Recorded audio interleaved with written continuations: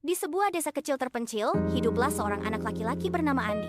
Keluarganya sangat miskin, hidup pas-pasan dari hasil bertani. Rumah mereka sederhana, bahkan bisa dibilang kumuh, tapi Andi selalu bersemangat. Ia rajin belajar, memanfaatkan setiap kesempatan untuk membaca buku di perpustakaan desa yang sederhana itu. Meskipun seringkali perutnya keronkongan, ia tetap tekun belajar hingga larut malam, diterangi cahaya lampu minyak. Kecerdasannya sangat menonjol dibandingkan teman-temannya. Ia selalu meraih peringkat teratas di sekolahnya, meskipun ia harus berjalan kaki berkilometer setiap hari untuk sampai ke sekolah. Andi bukanlah anak yang sombong. Ia selalu rendah hati dan membantu teman-temannya yang kesulitan belajar.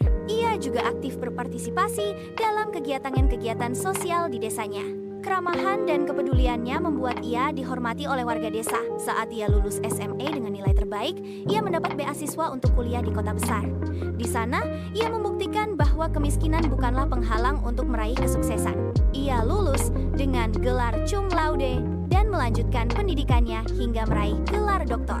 Setelah menyelesaikan pendidikannya, Andi kembali ke desanya. Ia tak lupa asal-usulnya. Ia mendirikan yayasan untuk membantu anak-anak kurang mampu agar bisa mengenyam pendidikan yang layak. Ia juga aktif dalam kegiatan pemberdayaan masyarakat, membantu meningkatkan perekonomian desanya. Keahlian dan dedikasinya menarik perhatian banyak orang. Lambat laun namanya semakin dikenal luas. Ia diundang untuk memberikan ceramah di berbagai forum, dan pandangannya yang cerdas dan bijaksana semakin memikat hati masyarakat.